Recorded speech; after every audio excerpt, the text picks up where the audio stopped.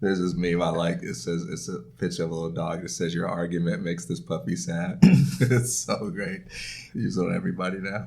My favorite ever. This is a very old meme, but it's this picture of Nicolas Cage, and his head is like photoshopped into like his hair is like an eagle, and it just says, "My hair is a bird. Your argument is invalid." It's the weirdest thing ever. It's the greatest meme I've ever seen. Welcome to the Office Hours podcast. This is TK Coleman and Isaac Morehouse. We're like the Geek Squad for your professional development. Got a job you're trying to get, a work-related issue you're trying to resolve, a project you're trying to complete, an obstacle that's holding you up? Well, you're in the right place. You bring the problem, we bring the nuts and bolts. This is where you get philosophical insight and actionable advice on how to take charge of your life and career. When starting a business or taking your life in a different direction, aka when you have uncertainty, what choices would you make only with your gut instinct? And what are the decisions you make with only your rational thinking? And what are the decisions you should use a little bit of both? That's a good one. Yeah, it is a good one. I am hard pressed to think of any circumstances which would be exclusively rational decision making or exclusively gut. I think they both factor in all decisions. But I would put it this way. It's almost like, for me, my gut is the base layer, and it's the more important thing. And it sits there not doing very much most of the time. And my rational mind does most of the work. And for most decisions, you just use your rational mind and you figure out the thing that makes the most sense. And as long as your gut doesn't yell stop, you go ahead with it. So your gut does very little work. When your rational mind is unclear, that's where you ask your gut. When your rational mind says no, but your gut says yes, that's when you listen to your gut. When your rational mind says yes, but your gut says no, that's when you listen to your gut. So in other words, you always listen to your gut, but your gut's quiet unless you really ask it, and you don't need to ask it most of the time. 80% of the time, you use your rational mind, it's busy, and it finds the answers, and your gut says nothing, which means I'm good to go. But you just kind of listen for your gut to say, you got it wrong, brain, and then you follow your gut. That's kind of how I do it. I like that. I think I agree. So the way I've always seen it is rationality is what establishes context. So here's what I mean. Let's say your gut is telling you to do something and someone says, oh, follow your gut. There's always the possibility of saying, yeah, but what if your gut tells you to be a serial killer? Okay, right? So rationality allows you to determine the logical and moral parameters for decision making in general. Yeah, your gut's not very precise. Yeah, gut's not precise. It can have a feeling and you can misinterpret the informational content in that feeling if you do no rational work at all. Right, right. It's an inferential leap to say, I'm feeling this sensation, therefore it means I ought to take this specific your gut's action. Like the directional check. You got to bring it defined information to let it give you the good or bad feeling. Yeah. Okay, but once you have those parameters established, take something like, if you want to watch a movie tonight, how do you decide?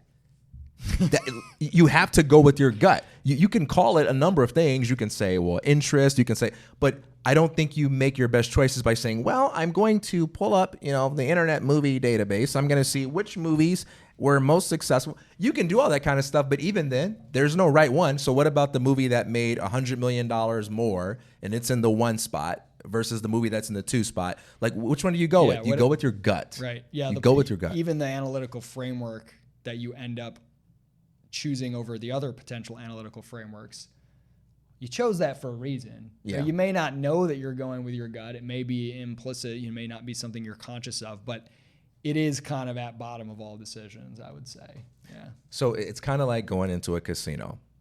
Before you walk in, you need to use your rational mind to make some firm decisions, non-negotiable decisions about what your number is. Yep. I'm willing to gamble $20, $200. I'm not willing to gamble so much that I can't pay my rent or whatever it may be. But then once you've decided that and you go into the casino, give yourself a little room to feel lucky. Go with your gut. Do what you feel like doing at that point. Is this something you say from experience? Are you practicing using new metaphors? Did you go gambling last week to get some new metaphor material? I ain't saying. I thought you were wearing a blingin' watch today. You must have hit the. I'm like Michael Jordan and Charles Barkley. I want to treat gambling like it's this really scandalous thing, and I kind of want to have an ambiguous relationship with it. I love that about those guys. Like that was their scandal. Like, I think you treat gambling as if it's scandalous as an excuse because you just have no interest in it, but you feel like you should because everyone else seems to. I need some street cred, man. Yeah, it's true. All right, this is from Christian. I feel like free college is a popular topic in the U.S., especially with the next election coming up. Without getting political, I'm curious how you think free college would impact other routes to education, not talking about Praxis in particular. Thanks. Yeah, so I addressed this way back when we talked about signals, et cetera, that when the cost of obtaining a signal drops, all things being equal, the signal is going to drop in value. So the more degrees proliferate, first it was easy access to credit and more colleges opening up with lower and lower standards, the less the degree is a valuable signal.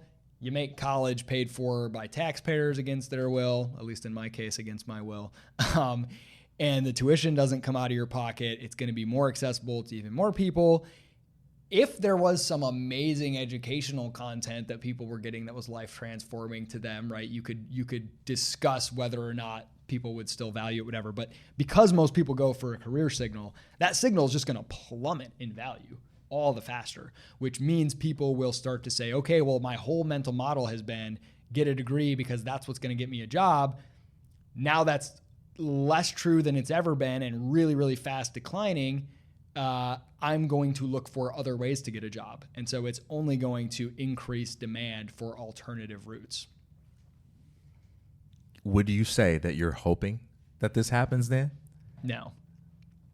Like, even though things like Praxis would likely benefit, at least because they would only benefit in some ways, because like the kind of person who would be like rushing to get a degree and then, oh my gosh, now the degree is worth less and I got to rush to the next thing. I don't know how many of those people would be good Praxis material anyway, but it would undoubtedly increase the demand for Praxis and things like it, give it a higher platform, whatever. I don't hope it happens because I think it's disastrous from a public policy standpoint. Yeah. I think just expanding the amount of entitlements, welfare, treating bizarre things like sitting in a lecture from a professor as like a right that you have that someone else should be forced to pay for because you want it. I think that stuff is really corrosive and really damaging. And even if it would benefit Praxis in the short term, I would never advocate for that to happen, Yeah. Hey man, I have nothing to add to it. I think you covered it. That's it? You got nothing to add on that one? I don't know, man. This isn't an answer because I really think that your thoughts on it covered everything I believe about it. But it's interesting because, first of all, I'm not of the persuasion that we should use coercion to finance anything. I think we should let the markets decide. But it's interesting to me how the rationale for free college is that we want to help people get the tools they need to be able to succeed in the professional world. And it's just funny to me how, for all the lip service that is given to there's more than one way, you don't see that being applied to other things, right? Like we're not saying, hey, here's free money that can be used for learning how to become a yoga instructor or going to barber school or going to trade school or any of those things. It's this one thing. And I think it's already flawed at the level of economics and public policy, but it's even more flawed because even if you accept that premise, it's like this one-dimensional approach to helping people build their careers. Here's the greatest irony or hypocrisy in it all. Earlier, we talked about the fact that it's, in many cases, illegal to work for free. Now, stop and think about that for a minute. Yeah. Hey, we want to help people get ahead. So let's make it free for them to attend a college and sit in classes that employers will tell you results will bear out. Don't do anything for increasing their value in the marketplace. Don't do anything for making them better value creators in business. Let's make that free as a way to help them out. Meanwhile, if I say I want to learn how to do marketing and I'm going to go find somebody who does it and I am not good enough. I am disadvantaged, underprivileged, whatever you want to call it. I don't have access to information resources. I don't have skills in marketing. I need help developing those skills. I'm going to go and say, can I work for you for free? I'll do anything. Take out the garbage, whatever. Lower the cost of accessing that training by being around you. And you're passing a law that makes that illegal. You are putting an infinite price on that by saying, not infinite, like minimum wage, but if I don't have the skills to be worth minimum wage, you're effectively saying it's illegal for you to go learn in the real world by offering to work for free.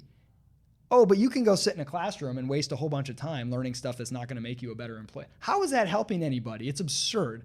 My favorite article I've ever written is an article I wrote for Feed called Keep Them Down, Keep Them Dependent, where I sort of say, hey, if I was a sinister person and trying to keep young and poor people suffering and keep them out of the marketplace, here's what I'd do. I'd make education free. I'd subsidize all that kind of stuff. I'd make a bunch of really high minimum wage laws. I'd do all these things that appear to be helpful, but all they do is lower the cost of not working and raise the cost of getting into the market for a low-skilled person. And really, that's what you're doing. You're giving more incentive to sit around in classrooms instead of learning in the real world. So if you really want to help people, remove minimum wage restrictions, remove laws that say you can't work for free, let people go out and find ways to learn in the real world easier, and don't subsidize sitting in classrooms. This also goes back to our earlier comments about the obsession with education in school. So let's be even more uncharitable, in spite of the evidence. Let's be even more charitable. I was like, oh, okay. Yeah, like you got excited. You're like, hey, man, bring it. Yeah, we could be super mean. Let's be more charitable and let's say, hey, let's assume that everything you learn at college is useful for your career, so that when you go to school for 4 years, you're gonna be better off and have more options. Let's just completely grant that. All right. We also know that if you went to a business and you said, I don't know anything about marketing, but in order to lower the barrier of entry, in order to take away the risk of you paying someone that knows nothing about marketing, I'm going to work for free for 1 year. Okay. We know that that person is going to be much more competitive in the marketplace after that 1 year of experience than they would have been on day one when they didn't know what they were doing. So that even if the company that initially hired them was like, nope, we want to exploit you, so we're never going to pay you, ha, ha, ha, ha. There are other companies that are so selfish and greedy and money grubbing that they're going to look at that person and say, well, hey, maybe we don't want to pay you, this much, but if we give you something, that's enough to steal away from them. So yeah, we'll steal you away for this price, right? That the marketplace begins to compete for you as you move up the ladder developing skills. Imagine if you did that for 4 years.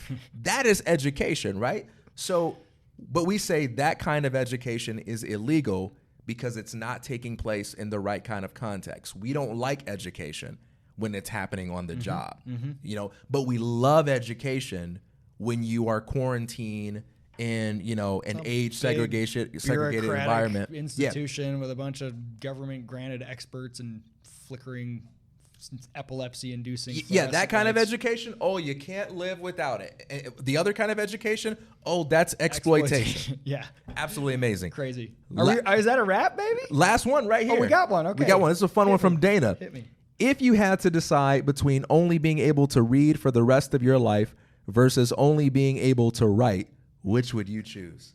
Whoa, man. Whoo. This is really, really hard. I think I know what you're going to say, and I think I know what I'm going to say, and I think it's a perfect way to put our personalities in context. Do we explain, or we just give a one-word answer? I think you would be like, no question, this isn't even hard reading. Yeah, no question at all. And for me, it actually is really hard. Yeah. I don't know if I really mean this, but just for the sake of being different, I'll say writing. Yeah. But I've seen you live that. I've seen you go. Hey, I've seen you go for months without reading a thing. Well, I've seen you say, don't you do these things you call reading fast? I do where you just like, you've had it with books for a while. Yeah, I just get fed up every once in a while. I definitely do it with genres. Like I'll read 3 or 4 business books in a month and I'll be like, I'm not going to read another business book I hate these things and I'm so mad at them, But yeah, I could live without reading easier and longer than I could live without writing. And then when you come to me, you're like, I need you to write a blog for Praxis. I'm like, I'm on a writing You're like, fast. but I'm trying not to write. I'm trying to read. Yeah. That's a great question, though. I don't want that to be the case, though, for sure. I want some food. I need to read. Reading is good food for writing. That's it, man. All right. Reading and writing. So Good exciting. season. Oh, geez. Follow your reading, writing rainbow to your pot of the reading rainbow to the writing pot of gold. There you go, man. That's a wrap. It's a wrap.